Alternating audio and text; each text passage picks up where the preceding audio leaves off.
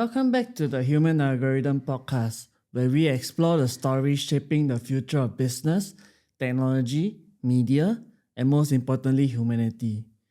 Today's episode is special.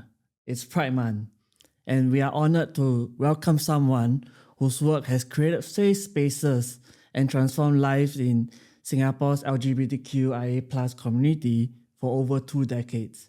Leow Yangfa, Executive Director of Oogachaga. From counselling to advocacy to public education and corporate partnerships like the Diversity Card campaign with Revolut and other businesses as well, Yangfa's leadership has helped make the invisible visible. And as a queer person, I'm very thankful for that. He's also a gunker to 5, we will talk about that later, a vegetarian by choice, and one of the fiercest quiet warriors I've ever met. But today we are talking about the heart behind them, the fears, the lessons, the parts of ourselves we hide, and why showing up fully matters more than ever. So Yangfa, before we dive in, I always ask this question of my guests. What's something people don't know about you, but should? First of all, Sean, thank you so much, so very much. Very grateful to be here. Something people don't know about me. I was going to say the veggie part, but clearly you found that out about me. I did my research. Yeah. I was going to also say the gunker part. I suppose something I could say, I'm actually a closet dog lover. I suppose some people know that, some people don't. Yeah. And yeah, so I'm also a gunker to Harley and the late Gigi Energy. Yeah.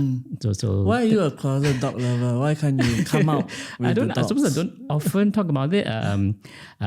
Gigi Energy has passed away. Harley doesn't live with me. Technically, Harley is my nephew because he lives with my sister. My sister's family. So and yeah, in recent years, Harley has started appearing in my social media Instagram posts. So yeah, I'm slowly coming out as a dog gunker, I suppose. Yeah, I suppose it's not something I've been very conscious of. But you know, when you have Harley's a golden retriever. So when you have a golden retriever, they just creep into your life. We're not talking about humans here. We're talking about dogs. A golden retriever, Harley the Goldie, Harley the baby Goldie on Instagram. Follow him. When you have a golden retriever, they just creep into your life. And yes, he's got a special place in my heart. Yeah. That's beautiful. I used to have a dog also, but that's a story for another day. And I want to get into the work they have done, which is so important, right? When was the moment you knew this work, supporting the queer community lives, was what you meant to do, not just a job, but a life's calling? Wow, I appreciate your use of the word calling. I mean, I personally might not use that word calling because calling to me sounds, again, that's just my understanding. Calling sounds a bit temporary or very sudden, you know. For me, I've always worked in the non-profit sector all my life. Prior to joining Oogachaga, I spent almost 8 years working for a suicide prevention agency, SOS, Samaritans of Singapore. And prior to that, I was in public service. So all my life, I've been working in social service, adjacent or related kind of work. And of course, now as Executive Director of Oogachaga, an LGBTQ+ charity, it feels like a culmination of the work that I've been doing in my professional career for the past 26 years, coming to 26 years. I started my first full-time job in the last century, actually, 1999. Some of your listeners may not remember the last century. So if you ask me whether there's actually a moment, I don't think there was. If anything, it was the decision to take on a professional education in social policy and social work. And maybe I've realized that, well, this is something I can do and I want to do. So it wasn't an epiphany or a moment or a calling. If it's nothing as grand or sexy as that, I'm sorry. It's fine. Yeah. But I think you have seen this movement grow from support groups in small rooms to campaigns with global brands like Revolut, right? But what's the hardest thing to hold in your heart through it all? You're alluding to how Oogachaga started, right? As a support group in somebody's living room more than 25 years ago. And of course, now we are proudly one of the most established LGBTQ organizations in Singapore. Not the oldest, but one of the more established. Yeah. Some of the viewers may see some of our home in-house design, actually designed by one of our staff, Alex, the stickers on Sean's laptop. So hardest, it's hard to say what it is, but sometimes it's the journey that we as a community here in Singapore have to take. And I say have to take is because I'm sure many of our listeners will know that the journey that we have taken so far in the past 20, 30 years has not been a smooth or linear one. Yeah. Along the way, there's often been many setbacks, disappointments, losses, and upsets as well. And to get through that and not get over that, but get through it and carry our lessons, our courage and resilience, and just keep going. That for me is the joy and also the hard part of doing it. So, of course, along the way, I mean, whether it's staff or volunteers or activists or community leaders, we lose them along the way. And at the same time, we lose some along the way. And of course, along the way, we also gain more supporters and allies and new leaders, so on and so forth. So that journey, yeah. Yeah, sounds like a very eventful journey. So the diversity card campaign that you have with Revolut is in its third year now, and it's beautiful. And I think this was the card last year. There you go. And I don't think the new one is out yet. It will be the same design. Yeah. But it's how do you hold both visibility and safety in the same breath?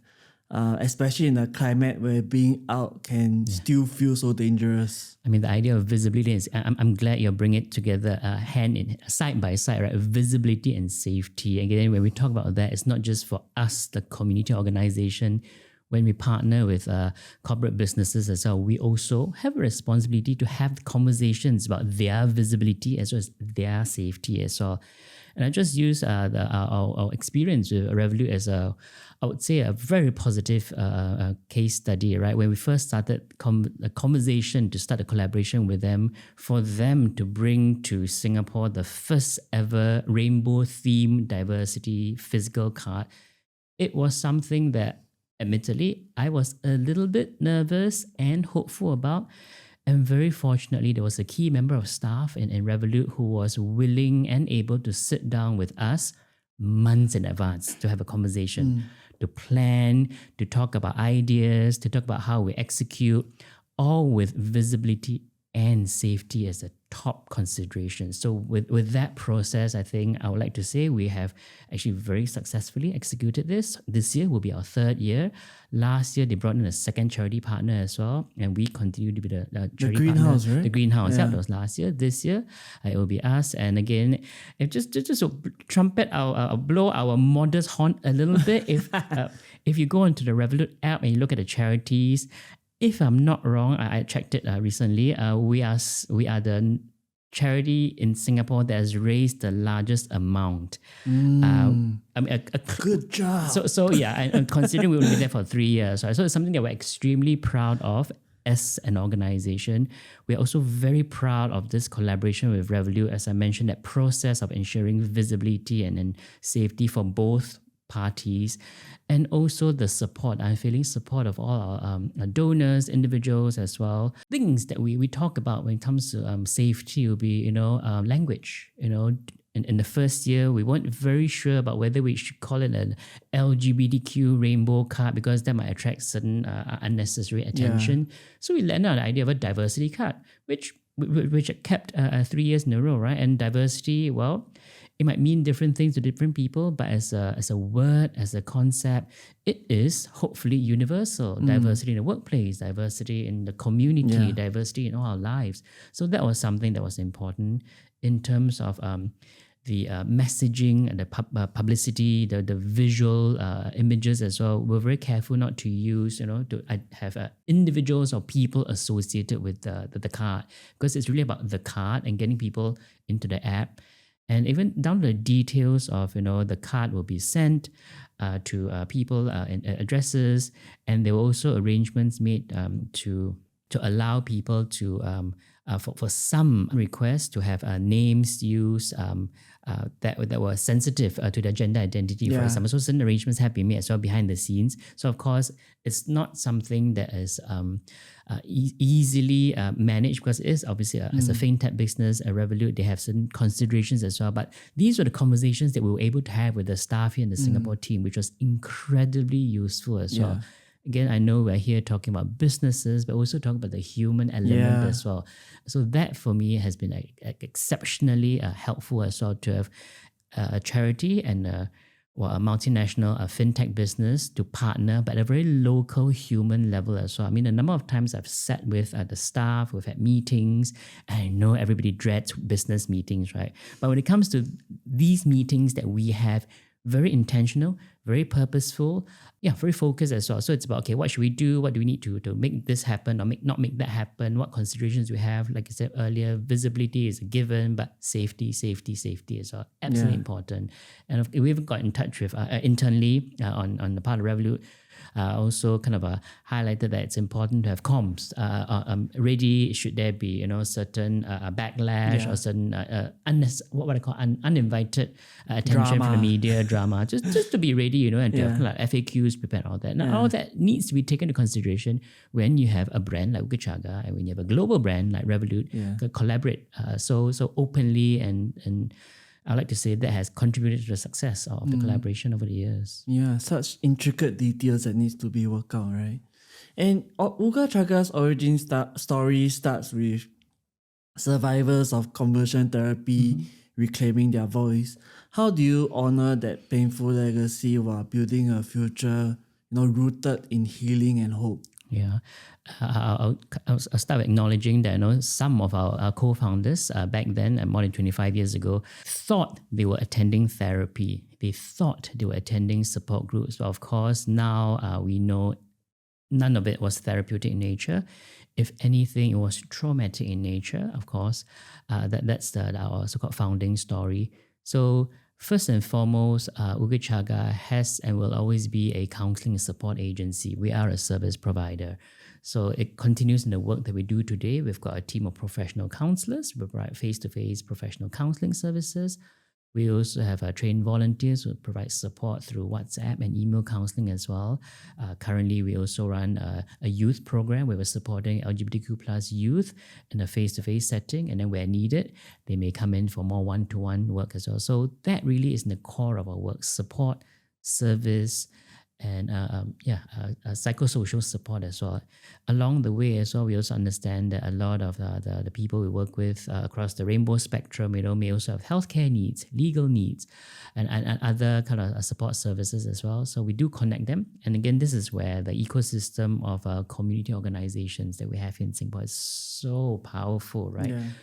It should never be the case where Oogachaga staff and volunteers, we do everything. We shouldn't, because the people we work with do not live in a vacuum. The people we work with, members of our community, live in the community. Yes. So they also have connections with other groups, other individuals, other systems, other ecosystems, other agencies as well. So we connect them where we can. So we're also very proud of our various collaborations and ongoing networking opportunities with different community organizations here in Singapore as well. We should not exist in isolation or in a vacuum. Yeah, that's so important. We often talk about chosen families in queer communities, right? And can you tell me a time about your chosen family help you in a way where your biological one couldn't? Just on the note of language, actually, the idea of chosen family, or I'm trained as a social worker, so in our professional language, we talk about families of origin, so the families we come from, and also we talk about families of choice or families of creation as well. So the idea of a chosen family or a created family is actually nothing new. It's something that we know people living out there in the community all over the world do, right? Families we come from and families we create and choose. So for me, I've been very, very fortunate. I've always had a very supportive family of origin. I suppose supportive in as much as I have had to come out in a certain way. Acceptance wasn't immediate over time. It happened over time.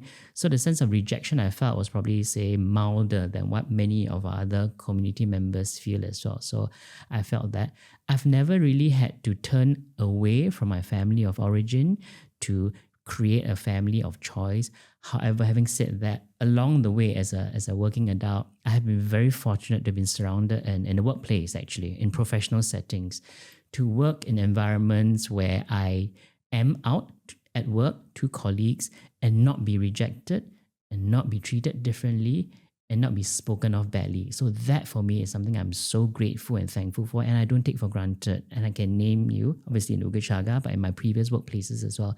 That has been my workplace experience. So you could say in my family of choice in the workplace, that has been so helpful, and that gives me confidence to perform the work that I'm paid to do.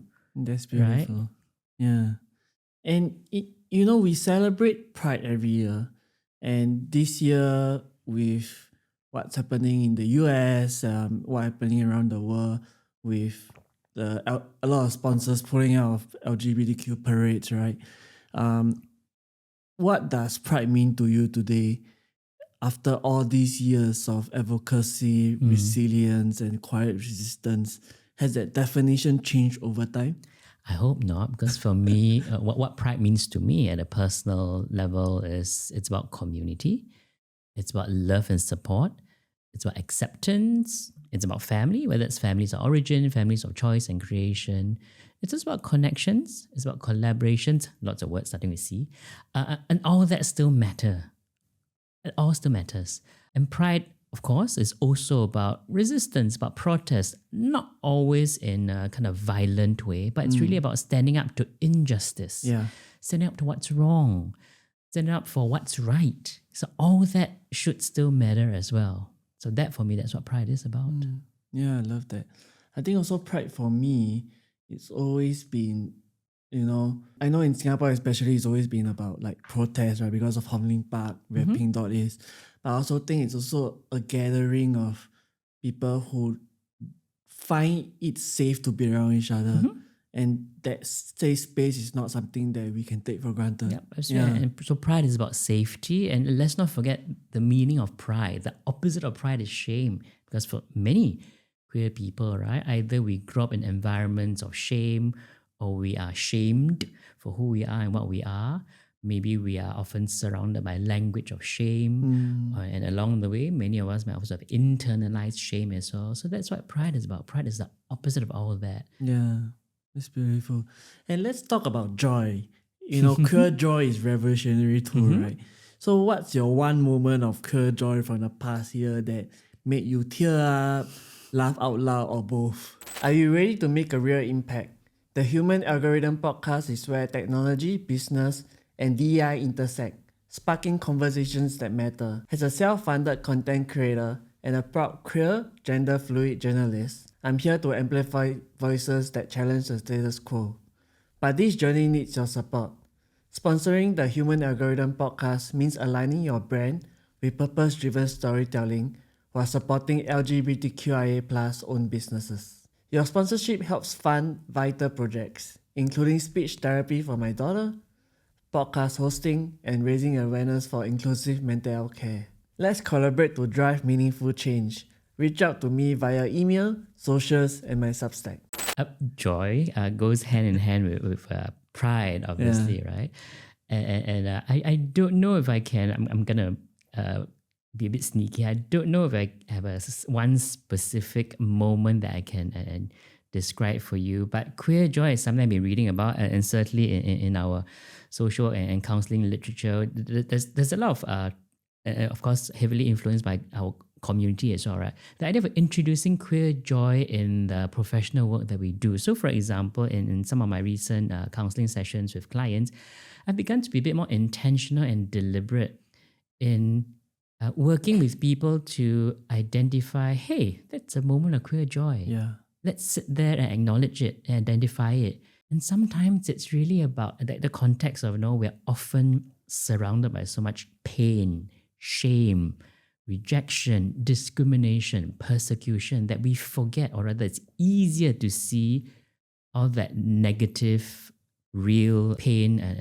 around us and shame, that's sometimes harder to find the joy. So it's maybe it's just me trying to fine-tuning my own and my clients, our counseling clients' ability to kind of go, hang on, that is actually queer joy. Let's take a moment and celebrate it, acknowledge it, celebrate it, because it's ours to own. Because if we don't own it, if we don't celebrate it, other people may not do it for us. Yes. So that for me is my sneaky, indirect way of answering your question. In that Yeah, sense. no, I love it. It's claiming your own narrative, right? Which is so A important. narrative of queer joy. Yeah.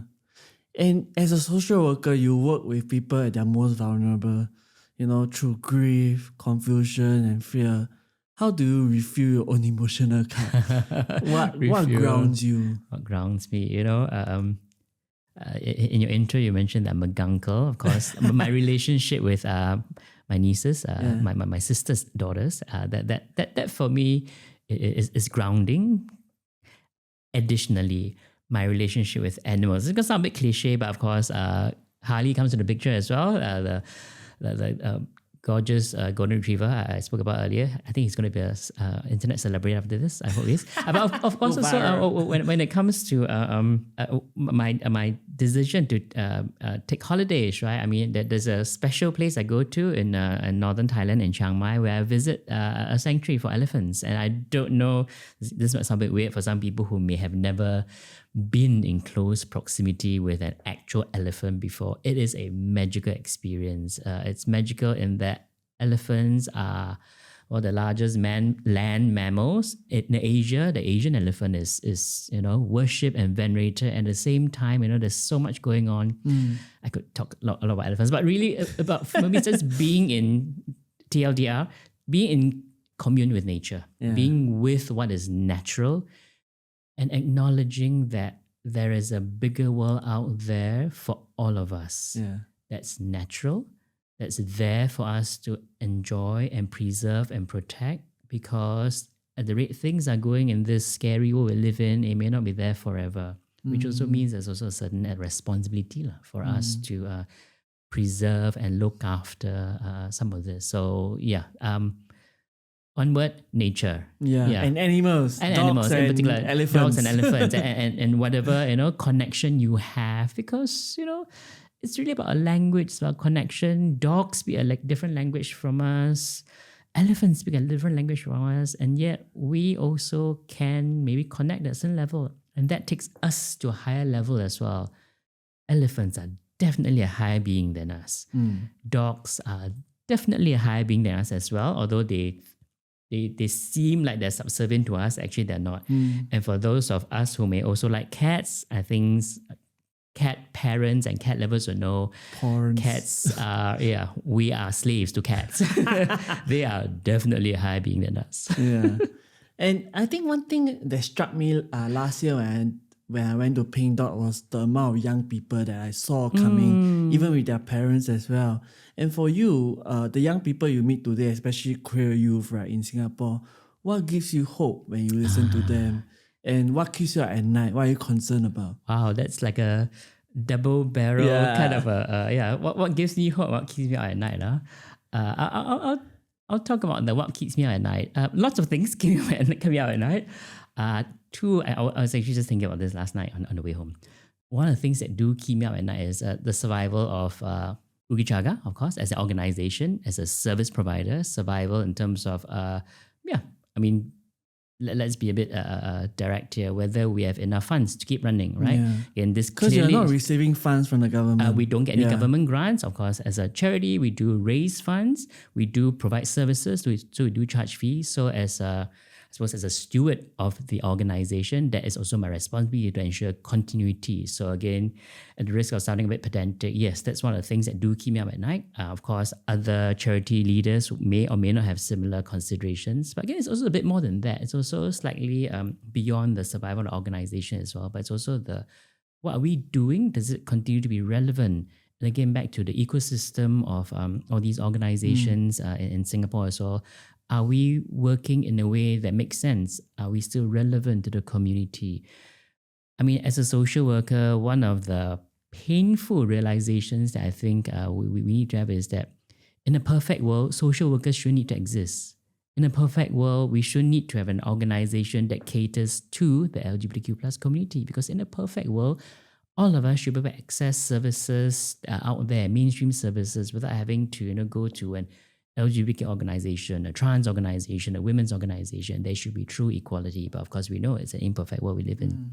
One other thing that keeps me up at night will be, unfortunately, the threat of violence to our community, whether it's all over the world, but a lot closer to home here in Singapore as well. Again, maybe it's not lost on some of the listeners as well.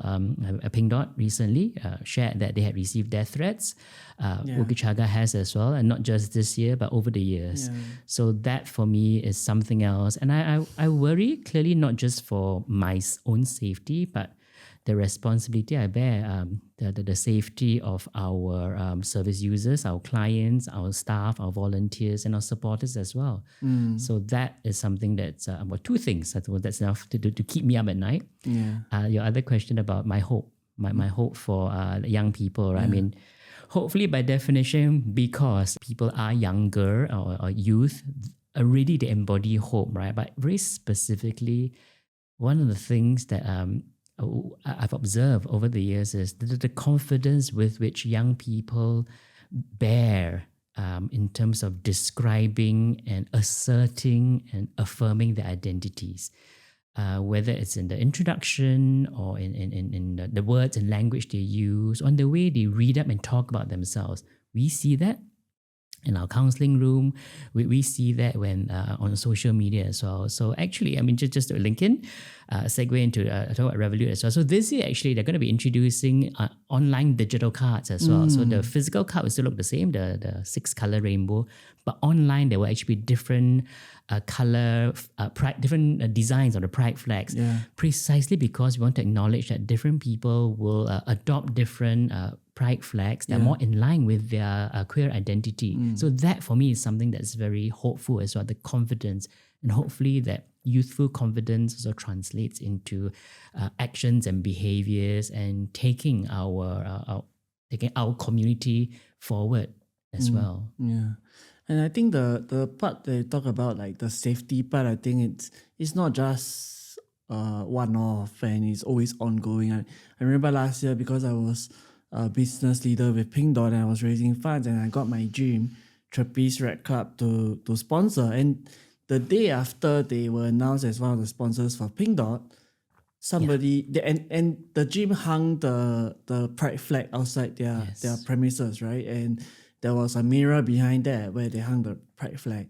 And the day after they announced that they were sponsors of Pink Dot, somebody went past the flag and tore it down, broke the mirror. And it was devastating to know that such violence do happen.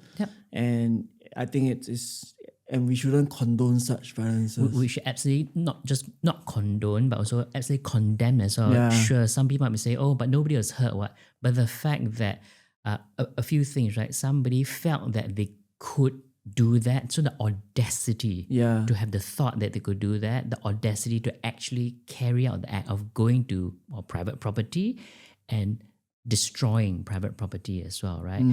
And clearly whoever or the people who do that clearly know the symbol and the meaning behind the pride flag as well. So it's very deliberate, very targeted as well. I mean, in Singapore, unfortunately, we do not have specific legislation about hate crime, but certainly, again, of course, in the past as well, we've had more outright threats against our community, whether it's to stab us or shoot us or kill us. But the threats, even though you can say, nobody was hurt yet, but the fact that people out there have the audacity to not just have the thought, but to put those thoughts into words and to put it in front of a camera or in writing as well. So that is definitely to be, condemned. And I wish we could have more people in positions of power, maybe in holding higher office in this land, to come out and condemn some of these acts. That's so important. Let's end with this. If your inner child could see you right now, Inner child, leader, survivor, change maker, what do you think the younger Yangfa will say? The younger Yangfa, how young? The younger Yangfa might look at this. Always 21. Always 21. Let's have a slightly younger version of Yangfa. Look at where Yangfa is now in 2025. I think that version of Yangfa might be absolutely in shock and disbelief and probably thinking, "What? Who? No, you're kidding me. This is not happening because why are you showing me misinformation, right?" I mean, obviously back then we didn't have the language, but I think that much younger version of me will look at what I'm doing now and probably will not believe that I've had all these opportunities. I've had all these wonderful connections and networks and activities and so for the adult to say back to the child is just kind of don't be surprised at what can happen along the way, and always learn and remember to be grateful. The younger child might after he picks up the jaw from the floor might break into tears, and then might kind of go, okay, a lot of hard work to be done, and then maybe one day I'll get there. So get over the shock and disbelief and just get on with it. Yeah. Look at how far you have come. Just get on with it. Yeah. It doesn't happen overnight, obviously. Yeah. And of course, it comes with a lot of support from the people around me as well. I mean, a cliche that is often used, which I will use again. I mean, I'm not very tall. I'm quite small size. People on the camera might see how small, but I do really stand tall on the shoulders of many, many people. Yes. Many people around me, many people who have come before me as well. I'm not the first generation of leadership Oogachaga. I'm not even one of the co-founders. Maybe third or fourth gen leadership. But again, all the work that's been built up by the co-founders, by the first, second, third gen of generations of leaders, and of course the many, many volunteers that we have and have had in Oogachaga. So I stand tall on their shoulders. So I can't do, I really, hand on my heart, I really can't do what I'm doing now. We can't do what we are doing now without all the work that's been put in by the people before us in the past 25 years. Yeah. Yangfa, thank you for being here today, for your work for our community, and as you said, the previous generation of leaders at Oogachaga as well. Your vulnerability with us, sharing, opening your heart today.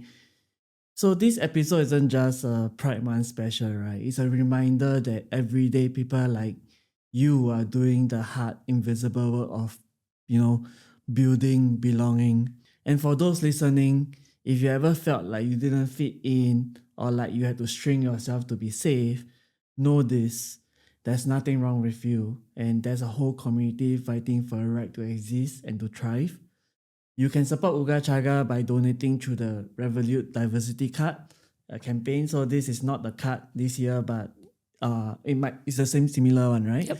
Yeah, but this card will be very useful in going towards a long way in helping the queer community get help they need. Because visibility is powerful and support is what keeps it sustainable. Thanks for being here again, Yangfa, and as always, keep rewriting the algorithm. Thank you. Thank you so much. Pleasure.